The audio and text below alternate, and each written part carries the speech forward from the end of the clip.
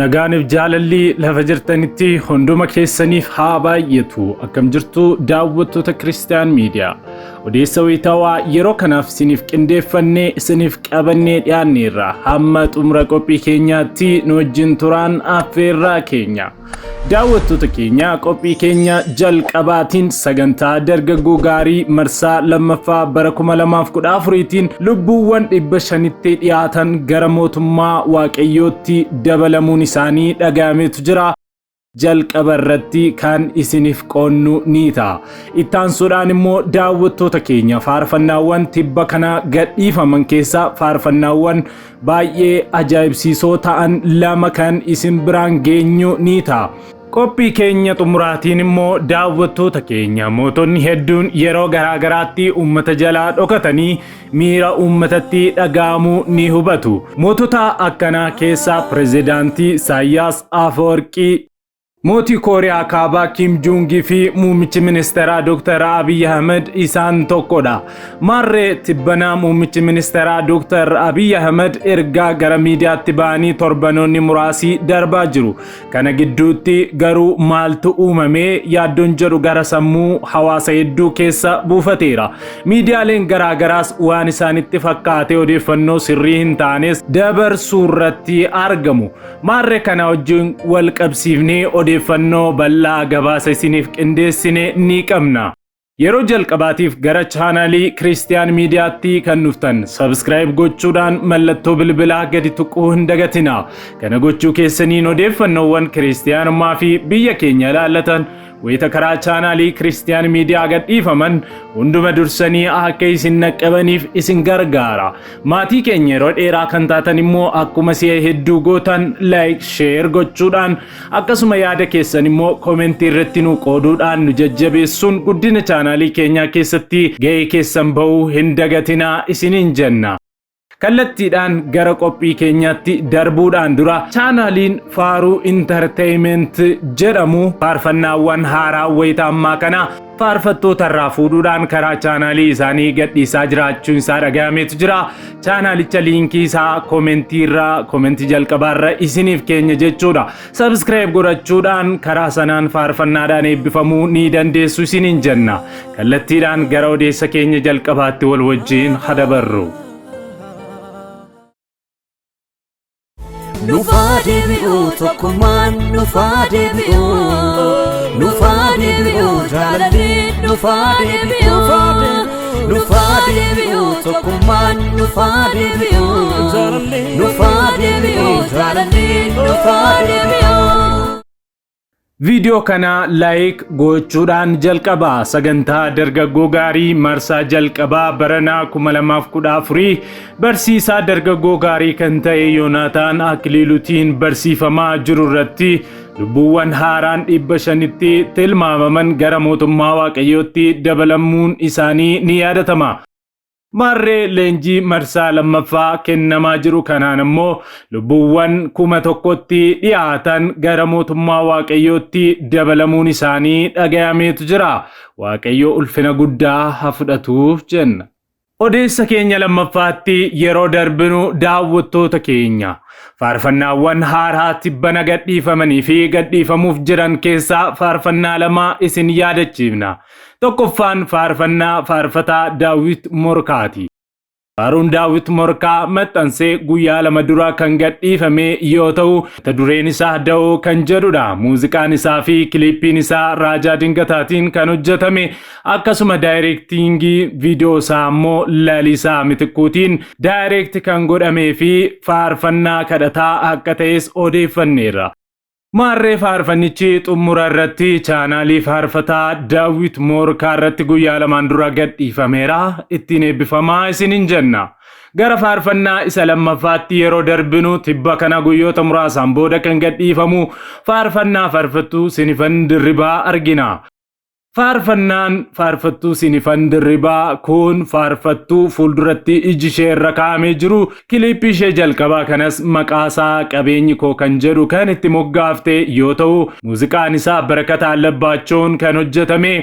Jaaris istiidiyootti kan waraabamee fi liid gitaarii fi saaksifooniin laayiviin kan waraabaman yoo ta'u miiksingii isaa immoo mootii tarreessaa akka raawwates beekameetu jira. Xumura irrattis kiliippiin isaa Boonii Waaqjiraatiin kan waraabame yoo ta'u yuutuubii Boonii Waaqjiraa irratti akka gadhiifamus odeeffameetu jira. Gara qophii keenya sadaffaatti yeroo darbinu daawwattoota keenya mootonni hedduun yeroo garaagaraatti uummata isaanii jalaa dhokatanii miira uummatatti dhaga'amuu ni hubatu. Mootota akkanaa keessaa pireezidaantii biyya Eertiriyaa kan ta'an Isaayyaas Afeworqee, mootii Kooriyaa Kaabaa Kim Joongii fi muummichi ministeeraa Dr. Abiyyi isaan adda dureedha. Dhibbana muummichi ministeeraa Dr. Abiy Ahmed erga gara miidiyaatti bahanii torbanoota muraasni darbaa jiru. Kana gidduutti garuu maaltu uumame yaaddoon jedhu sammuu uummataa keessaa buufateera.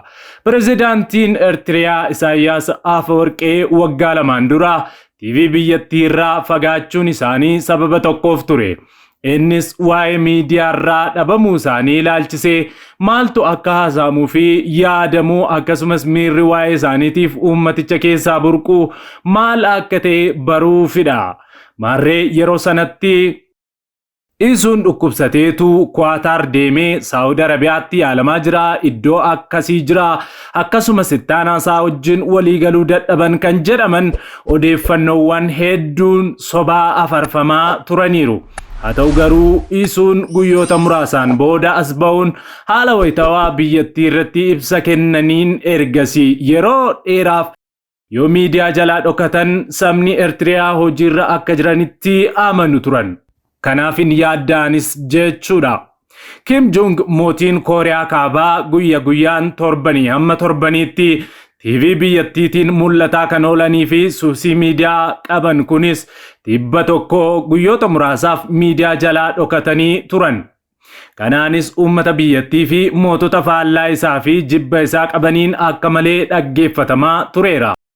Ittuus immoo tibba tokko erga badanii booda ulfaatina isaanii hir'isanii wayita deebi'an ulfaatinni isaanii hir'achuun uummata biratti shakkii guddaa uumee akka tures ni yaadatama.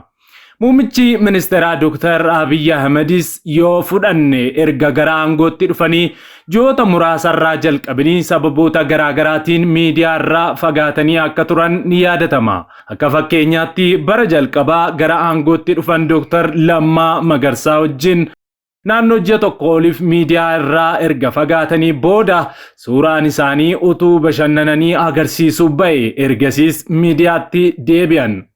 Yeroo sanatti miidiyaaleen oduuwwan dharaa fi shakkii garaagaraa afarsaa turan. Isaan keessaas qoricha nyaachifaman dhukkubsatanii biyya akkasii jiruu fi boqonnaa irra jiru kaan isaanii ammoo soomaaf kadhannaa irra jiru kan jedhaman fa'aa ni yaadatamu. Waggoota dhiyoo asitti miidiyaa irraa fagaatanii turuudhaan muummichi ministeeraa rakkoo wayitu mudate malee salphaatti akkanatti hin banne yaanni jedhus sammuu uummataa keessaa akka deddeebi'uus ta'eetu jira. Tibbanas muummichi ministeeraa Dr. Abiy Ahmed miidiyaa irraa erga fagaatanii torbanoonni hedduun darbaa jiru. Maarree kanarraa ka'uunis miidiyaaleen dhuunfaa yaada mataa isaanii fi shakkii isaanii oduu godhanii afarsaas jiru. Yaadota isaan kaasan keessaas dhukkubsatanii bakkeetti yaalamuu deeman, duula deeman kan jedhuu fi rakkoo cimaatu jira. Sanaaf malee ministeerri dhimma alaa Ruusiyaa wayitaa gara biyya kanaa dhufan ni simatu turan, ni dubbisus turan kan jedhan. Akkasumas atileetonni Itiyoophiyaa yeroo darbee wayita badhaasa biyya isaaniitiif fidanii galanitti ni simatu ture kan jedhanii yaada kana kaanis baay'eedha. Gama biraatiin ammoo jaallattootaa fi hordoftoota isaanii irraa yaadni dhaga'amu ammoo faallaa kanaati. Dr. Abiy kanaan duras si'a hedduu sababa hojiitiif miidiyaa irraa fagaataa turaniiru. Kun haaraa yookaan isa jalqabaa miti. Kanaafuu nagaadha kan jedhanii fi kan hin bibirrannes baay'eedha. Keessumattuu immoo fuula Feesbuukii namoota beekamoo fi gurguddootiin kan waa maxxansanii fi kan hoogganan baay'olii waan ta'aniif waan karaa miidiyaa isaanii kana gadhiifamuu isaantu maxxanse jechuufis nama rakkisaa jedhu. kanas ta'ee sana muummichi ministeeraa Dr. Abiy Ahmed deebi'anii miidiyaa irratti mul'achuu waan danda'aniif miidiyaaleen oduu sobaa oliif gadi guuranii fi shakkii uummata keessatti uuman gochoota gaazexeessitootaa fi miidiyaa irraa hin eegamne raawwachuurraa of qusachuun barbaachisaadha jenna. Waaqayyo biyya keenyaaf uummata keenyaaf nagaaf jaalala haa baay'isuu. Ameen. Egaan daawwattoota Kiristiyaan Miidiyaa odeessii wayitaawwan yeroo kanaaf isiniif qindeeffanne kanumaan gaammaatti daawwattanidha.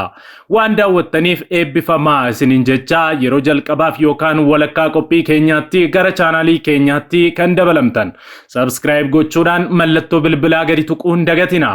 Kana gochuu keessaniin odeeffannoowwan Kiristiyaanummaa fi biyya keenya ilaallatan wayita karaa chaanaalii keenya gadhiifaman hunduma dursanii akka isin naqqabaniif isin gargaara. Yaada yookaan gaaffii yoo qabaattan komentii irratti nu qooda.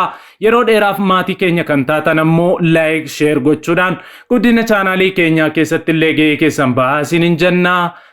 Sa'aatota muraasaa booddee hamma deebinee qophii keenya haaraatiin wal arginutti turtii gaarii isiniif haa ta'u. Nagaan tura.